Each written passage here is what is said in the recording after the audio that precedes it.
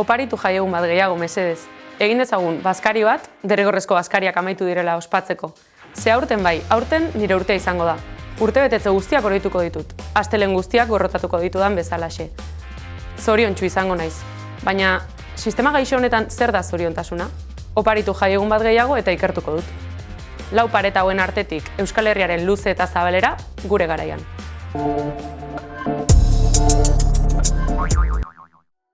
Beno, iritsi da 3. ere, ez dizuegu gezurrik esango, pereza apur bat badaukagu, gabonetatik buelta beti izaten delako nahiko zaila eta neketsua, baina gai interesantea dakarkigu, eta horrek nagia apur bat kentzen lagunduko digu. Gaurkoan zelena eta zoriontasuna, has gaitezen. Urtarrietik aurrera garraio publikoa doan izango da, 12 urtetik beherakoentzat Araban, Bizkaian eta Gipuzkoan ez oraindik. Urtarriaren 7tik aurrera, 12 urte 7ko haurrek garraio publikoan doan bidaiatzeko aukera izango dute Araban, eta otsailetik aurrera Bizkaia eta Gipuzkoara ere zabalduko da neurria. Euskadiko garraio agintaritzak abenduaren 23an erabaki zuen 12 urtetik berakoek garraio publikoa doan erabil dezaten neurria ezartzea, eta garraio publikoan 50% deskontuak luzatzea. Gaur hasiko dira aurtengo maskaradak. Lakarri eta Altzaiko gazteek bultzatuta, gaur igandea urtarriak 12 hasiko dira aurtengo maskaradak Zuberoan. Guztira, 12 emanaldi egingo dituzte martxoaren 30 arte. Lakarri nazi eta Altzain bukatuta, Euskal Kultur erakundeak jasotzen duenez. Beraz, badakizue, gorde tarte bat eta hurbildu zaitezte herri hauetara festez eta euskal kulturaz gozatzera. Ofizialtasuna lortzeko lehen urratsa. 2024ko abenduaren 29an Nazioarteko Euskal Pilota Federazioak ofizialki baieztatu du Euskadiko Euskal Pilota Federazioa eskubide osoko kide gisa onartu dutela. Aintzatezpen hori, 2024ko abenduaren 28an Iruñan egindako Nazioarteko Euskal Pilota Federakundearen ohiko batzar orokorrean erabaki zen. Lorpen historiko honek, Euskal Pilota Selekzioak federazioak antolatutako nazioarteko txapelketan ofizialki lehiatzeko aukera zabaltzen du. Gizon bati 13 urteko espetxe zigorra ezarri diote adimen urriko emakume bati sexu erasoak egiteagatik. Arabako probintzia auzitegiak 13 urteko kartzela zigorra ezarri dio 2021an adimen urriko emakume bati sexu erasoak egin zizkion gizon bati. Sententziaren esanetan, emakumeak amari edo beste inori ezer kontatzeko gizonak jotzeko mehatxua egiten zion. Astebete baino ez da igaro 2025 hasi zenetik, eta jada 6 gizon atxilotu dituzte Nafarroan eta bat Gasteizen indarkeria matxista egotzita. Gabonetako kontratu prekarioak. Black Friday, gabonak, urtarrieko beherapenak, azarotik urtarriera neurririk gabeko kontsumo eta erosketak egoten dira, eta honek aldi baterako kontratu prekario gehiago egotea bultzatzen du. Eta sorpresa, gazteok izaten gara lanpostu prekario horiek kubritzen ditugunak, baldintza onartezinekin eta estres maila altuetan lan egitera behartuak. Beraz, azkenengo albistearekin lotuta, esan genezake gabonak ez direla filmetan kontatzen digutena bezain ederrak edo ez ditugula horrela bizi gazteok, prekaritatetik ere bizi ditugula eta itzulera, gabonetatik itzulera ere nola esan, ez dela ederrena. Eta aldi berean gabonen itzulerakin batera jartzen ditugu erronka batzuk, urte berria hasten delako. Beraz, itzulera zer moduzkoa izaten ari den galdetzera eta erronka berrien inguruan galdetzera atera gara Gasteizko kaleetara.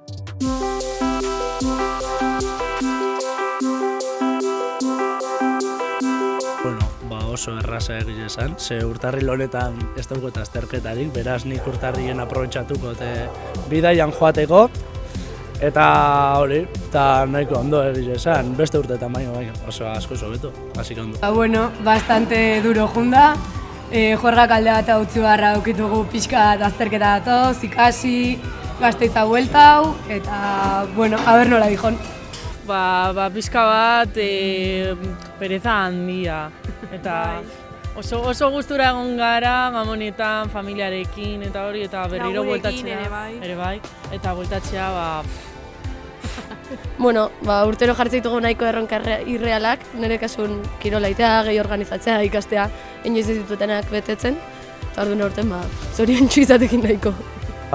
Lehenengo eta behin, kotxeko istriporik berriz ez eukitzi, Pues, adibidez, ez joatea asko jaietara, porque demasiado, eta ez dakit, kurtsoa gainditzea, Ja, dena aprobatzeko. dena gainditzea, eta liburu asko irakurtzea.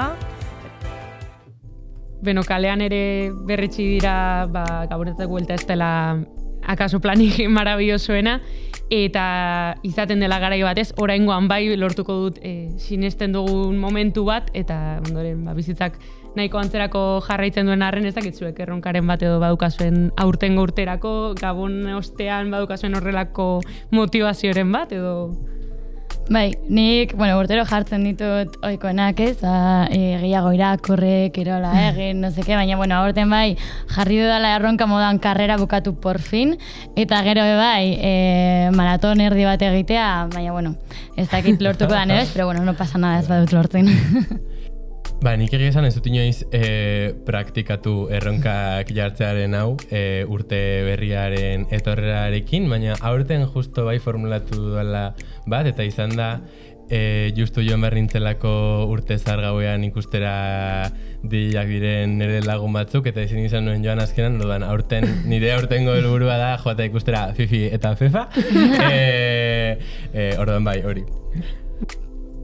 Nik egia esan ikasturte hasieran izaten dut horrelako benada edo moduko bat ez, erronka jartzekoa edo iraian hasten da nire urtea esan dezagun, orduan 2025 hasi da eta ez da ezer gertatu, baina izaten da errutina berrartzeko eta espektaktiba batzuk betetzeko momentu bat edo, eta horri heltzeko Blue Monday edo astelen urdina gaia hartuko dugu gaurkoan, eta horrekin zoriontasunaren eraikuntza eta sistema sostengatzeko moduak aztertuko ditugu, eta horretarako etorriko da gugana Julen Prieto.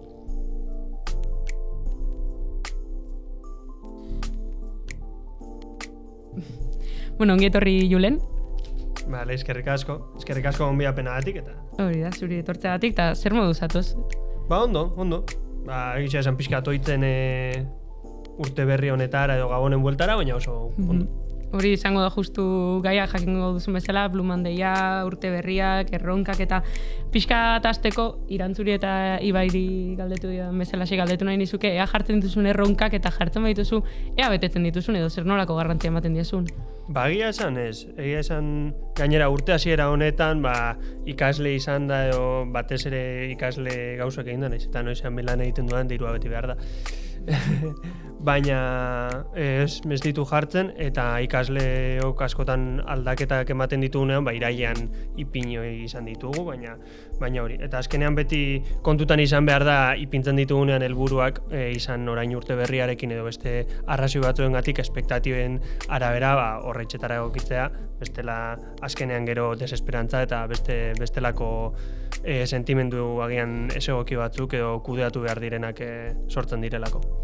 Bai, eta uste dut, justo jartzen ditugula, edo, jartzen ditugunok urte hasieran erronka hauek izaten da pizkat inertziaz, ez? Eta sare sozialek adibidez egin duten kristonera, daukate kristonera gina honetan, gure referentzia asko jendea edo jarraitze ditugunak sare sozialetan jartze dituztelako justo orain ez, 2025ko erronka berriak, eta orduan horreri jarraituz ez inertziaz jartzen ditugu, eta beste batzuk bai errealagoak dira, baina gehiengoak nahiko utopikoak dira, azkenean gure erreferentziazko jende horrek ditolako beste bizimodu ezberdin bat daukalako eta ez delako gure realitatea, ez? Eta askotan, adibidez, zakin horke jarri dago, ikusi duz Instagramen, zakin hor jarri dagoela, bere aurtengo erronka dela, azte batean, 5 egunetan joatea gimnasio batera, eski igual, gure inguruko nork dauka denbora,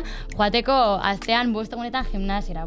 Ya te digo yo, ikaslo garenok ez, langile, lan prekariak dugunok ez daukagula denbora hori, edo seme alabak edo gurasoak zaindu behar duen jendeak ez daukala denbora hori. Eta ez nahi sartuko ez da, gimnasio baten kuota batek, orain zenetan zenbat kostatzen duen ez.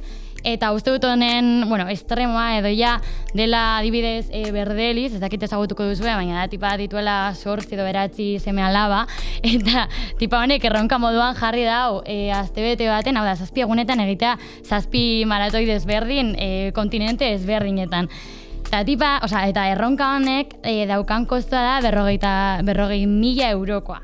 Orduan, erronkak ez dira errealak, ikuste ditugun erronkak ez dira errealak, edo dira errealak, baina biztanleriaren como zati oso txiki batentzako dira errealak, orduan konparatzea eta horrelako ez da ikustea, ez da oso onunagarria guretzat. Ez, bai, niri ere okurritzen zait, ez jadoz, ez dakit ezagutuko duzuen, hor Instagram eta dabien gizon horietako bat, sortu dena gutxi gora bera edo sostengatzen duena kultura bat edo eskuin muturra elikatzen duena eta gainera indartzen duena ez, norberaren esfortzu individualetik etorriko dela autoerrealizazio bat, gainera aldatuko duena ez, zure klase izango zara batean aberatsa, izango zara indartsua, bueno, eta jendeak hori sinisten du eta gure bizimoduan hori ezin da sostengatu eta gainera nolabait lotzen du zoriontasuna ideia batzuekin akaso ez direnak komenigarria ze sistema cis-heteropatriarkal hau sostengatzen laguntzen dute nire ustez eta adibide modura ni lodia izan da, uste dut gertatzen dela ez, argaltzeko nahi hori eta akaso jendea jartzen duela ikasturte hasieran edo gabonen ostean, orain bai argalduko dut eta lotzen duzu alde batetik zoriontasuna argal egotearekin dela sistemaren sostengatzeko modu bat eta gainera uste duzu egingarria dela zure gorputza aldatzeagatik eta gainera hori zoriontasuna lotzean argalizatearekin zure bestela ez zaude eroso eta ez duzu inoiz erosotasun hori lortuko lodi izan da eta ez dakit strukturalki horrek kriston zentzua dauka. Bai, eta gainera bideratzen baditugu gure erronka horiek horrelako estereotipo edo idealetara, irrealak direnak azkenean, ez dugu oso zaila da horrelako zure mantentzea, bost egunez astean joa eta gimnasiora, eta orduan horregatik azkenean jende askok ez ditu betetzen, edo betetzen dutenak ze presioarekin, ze kostutan, ez? Eta orduan galdetu nahiko nizuke Julen orain, ea urte hasiera bezalako etapa berri hauek eskaintzen duten benetan aukera bat horrelako erronkak planteatzeko eta baiezkoa baldin bada nolako erronkak izan planteatu genitzake pixka bat eraikitzaileagoak izan daitezen, ez? Bai, egia esan aipatu duzuen bezala helburu gehienak izaten dira dietarekin, gimnasioarekin lotutakoak aipatu dituzuenak edo batzuetan baita musika ikasi edo azkenean zerbait produktiboa egitearekin. Eta horrekin lotuta azkenean horrekin lortzen dena erronka horren helburua bere zein da, zure zoriontasuna lortzea hori saltzen da, baina azkenean helburu kapitalista daukan, kontsumo bat eman behar duzun, gimnasioa kontsumitzeko, dieta konkretu batzuk eta produktu konkretu batzuk kontsumitzeko, edo musika edo dena delako horretan jarraitzeko, izan klaseak musikarekin lotuta instrumentua bera erosi, azkenean gastu bat sortzen du orduan, ez dago egia esan momentu egokirik denentzako helburu edo erronka hauek sortzeko edo betetzeko, azkenean hori gehiago pertsonala da eta kontutan izan behar dena erronka horrek ez izatea autoexigentzia gehiegi edo azkenean errealista izatea alde horretatik edo ikuspuntu horretatik horretarako eta azkenean helburua izatea benetan zure zoriontasuna lortu edo gure edo komunitateari erantzun bat emotea eta ez azkenean kapitalismoaren edo kontsumo hori bultzatzea. Hori ez, zuk esan duzu logika kapitalistetatik sortzen ditugula erronkak, helburuak eta hor urte hasiera horrek baduka garrantzia handia eta urte hasierarekin hor badago Blue Monday edo Astelehen Urdinalen aipatu duguna eta horrek galdetu nahi nizuke ea jendeak ez du jakingo akaso zer den Astelehen Urdina edo ezakit entzuten da medioetan, baina zer den Astelehen Urdina eta nondik datorren hori ere interesgarria izan daiteketa. Bai, egia esan entzun da nuen Astelehen Urdina edo Blue Monday delako hau eta berez nondik datorren, berez 2005ean sortutako gauza bada eta berez da urtarrileko 3. astelena, aurten 2025ean justu 20 uste dute jausten dela. Eta berez dator urdina lotzen da edo lotu izan da koloraren teoriarekin eta tristura kolore bezala, orduan urteko egun tristeena bezala lotu da, baina azkenean ez dago evidentzia guzti zientifikorik hau denik urteko egun tristeena, eta berez dator 2005an bertan hegazkin konpainia famatu batek ateratako azkenean marketing edo publizitate batetik, azkenean hori gehiago kontsumitzeko. Bai, ez, azkenan zoriontasuna da, momentuan sentitzen duguna, baina izan daiteke, ez da zertan egun batekin, ezin da egun batekin lotu, ezin da, egoera, hainbat egoera, zeharkatzen dute emozio hori edo.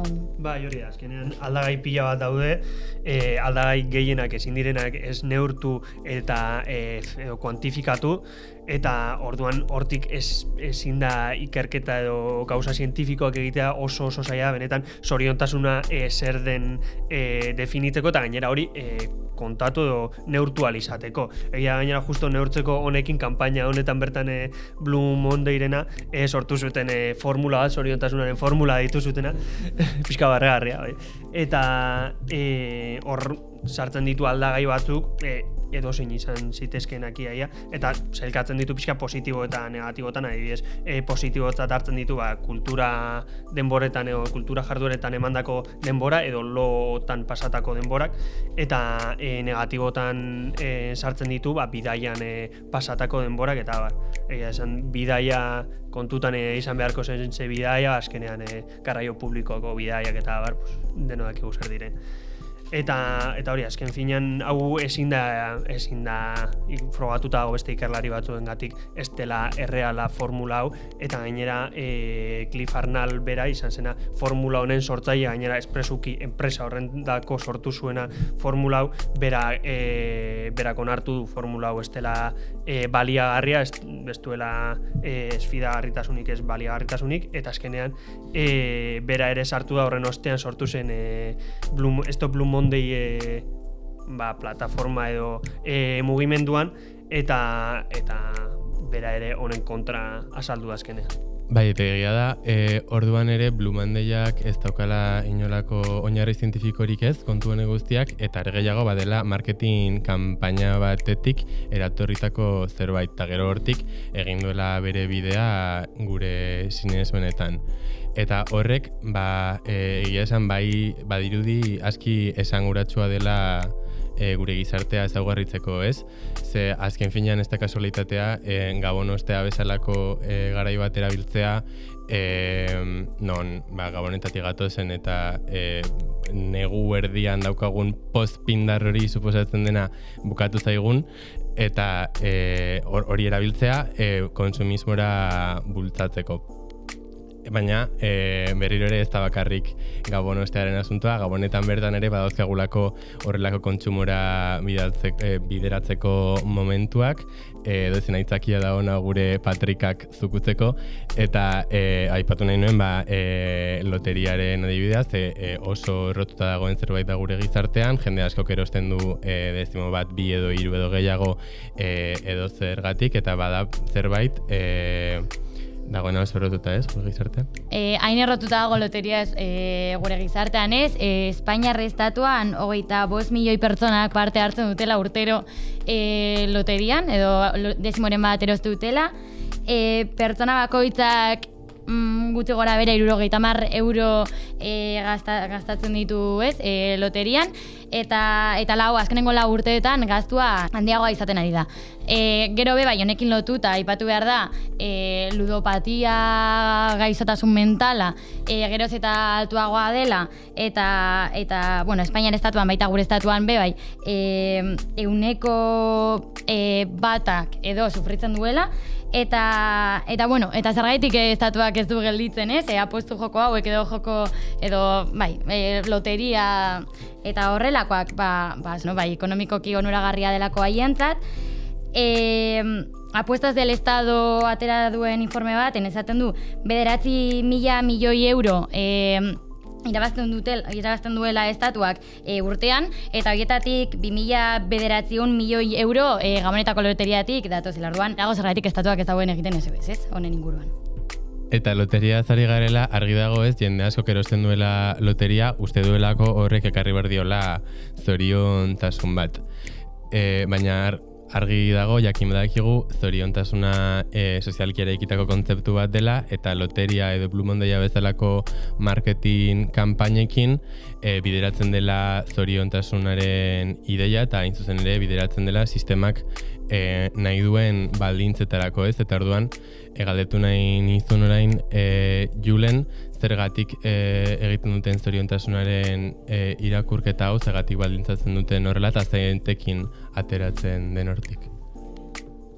Bale, azkenean interesa beti berdina kapitalismoa erreproduzitzen jarraitzea eta gero eta gehiago kontsumitzen jarraitzea. Kasu honetan zoriontasunarekin saltzen digute zoriontasun hori lortzeko jarraitu behar diren pausuak edo egin behar dena azkenean amaitzen dela beraien produktua erosiz eta horrekin lortuko dugula zoriontasuna eta gainera markatzen dute zer den zoriontasuna. Askotan adibidea jartzearren gure gorputzarekin posi gaude, baina hori ez da zoriontsu egotea, orduan gimnasiora joan behar zara, dieta bat egin behar duzu zoriontsu egoteko. Kontsumitu behar duzu eta azkenean zoriontasunari buelta bat ematen diote. Eta azkenean arazo hori sortuta hortik etekinak ateratzen dituzte. Eta ez da kasualitatea ez, hau izatea Gabonen ostean, Blue Monday-a, eta horrek esan nahi du lehenagotik egon garela, izan garela super zoriontzu, hau da, Gabonetan egon garela super zoriontzu, euforiarekin, opariak, bazkari familiarrak, familia superestrukturatuekin, no seke, eta hau ez da benetan gertatzen dena, eta hau ez da familia guztietan gertatu izan dena, ez? Eta, logika kapitalista hitz egin duzunez gehien bat hortik tiraka esaterako, zer gertatzen da ez? Gabonetan dagoela lanari dagokionez jendartearen zati handi batentzat stop bat, eta stop horretan kapitalismoak baliatzen du stop hori, produzitzen ez baldin badugu edo produktibo izan behar ez pagara, behintzat kontsumitzeko izan gaitezen, ez? Eta ondoren etortzen gara, bueltatzen gara, eta berriro lanera, eta orduan ematen diguten askatasun parentesi horretan ere ikusi behar genuke ez kapitalismoak zer nolako eragina duen eta zuk esan bezala ez familia superestrukturatuak irudikatzen dituzte eta cis heteropatriarkatua sargenezake modu berean eta beste hainbat auzi ere noski. Eta horri tiraka galdetu nahi nizuke ea Gabonetan izaten dugun bizi modu horrek ez gehiagizko kontsumoarenak zer nolako kontrastea dakarren edo zer eragin daukan gugan guzti horrek ez batean kontsumitzaile bilakatzen gara eta ondoren lanera itzultzak eta apur bat aldaketa horrek edo. Bai, azkenean Gabonetan beti udako porretan bezala adibidez ihes egiten dugu laneko edo ikasteko momentu lat hauetatik eta hor sartzen gara esan duzun bezala pixka logika kapitalista horretan ez bazara produktiboa kontsumitu egin behar duzu eta inoiz baino gehiago jaten dugu, edaten dugu, bidaiatzen dugu, azken aldian gero eta gehiago baita, orduan azkenean gero eta gehiago gabiltza kontsumitzen eta hau egoera prekarioagoetara pixkate bideratuz, adibidez gazteetan, kontsumo horre guztia sostengatzeko prekarioenak lan puntualen bidez hori betetzen dugu, taberna zabalik daude, azkenean gazteo gaude barra atzean lanean momentu puntual hori betetzeko, eta gero kalera. Horrek ere nabaritzen da, eta gainera prekario hauei jarraitu behar dute baita bestek egiten duten kontsumo masibo hori ematen, orduan beraiendako oso zaila da. Eta uste dut ez, erronkak ez bete izanak edo jartzen ditugun erronka horien amaiera ikasturte ez barkatu, urte amaieran irudikatze horrek ere izango duela bere zentzua ondoren Blue Monday hori iragartzeko ez, kolpe hori iragartzeko, izan ere, Gabonetan egongo gara, esan bezala, kontsumismoan sartuta, egongo gara,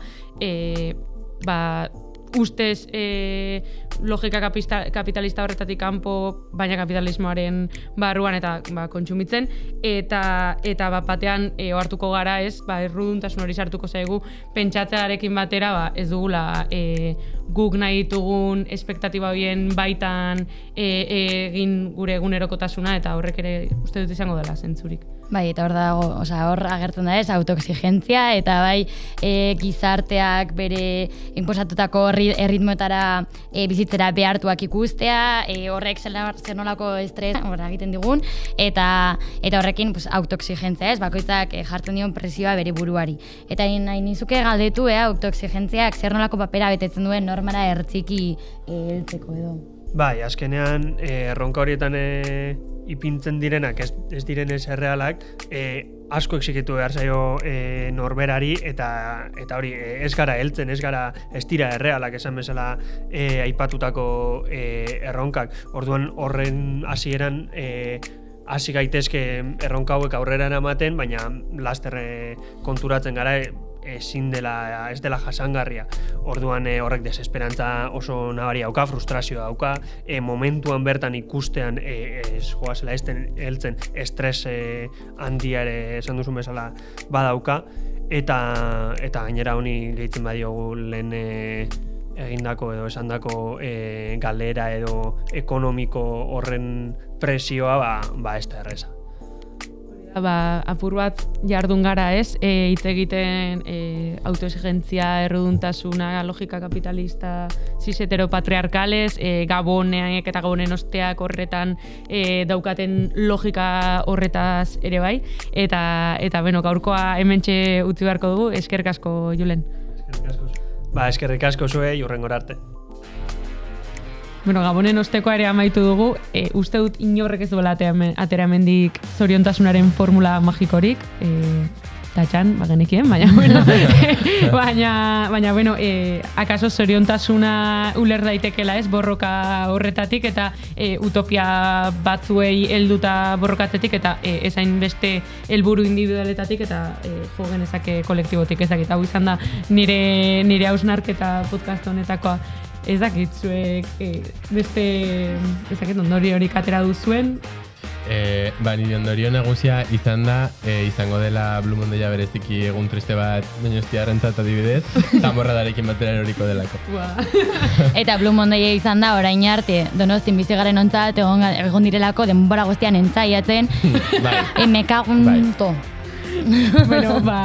Itxera ez hain serio honekin, eskerrik asko zuei beti bezala hemen egoteagatik, baita Amerika Telebistari ere platoa eskaintzagatik, eta pareko fokuko kidei ere, babarruna berotzeko aukera emateagatik, eta eskerrik asko entzule zuri ere, bestaldean horregoteagatik aldiro, eta arpidetu. Eta guk ez dugu aurkitu zoriontasunaren formula magikorik, baina zuetakoren bateko balin badauka hurbiltzen den zerbait, bidali ezaguzue eta igoko dugu gehien gustatzen zaiguna. Beste bat arte.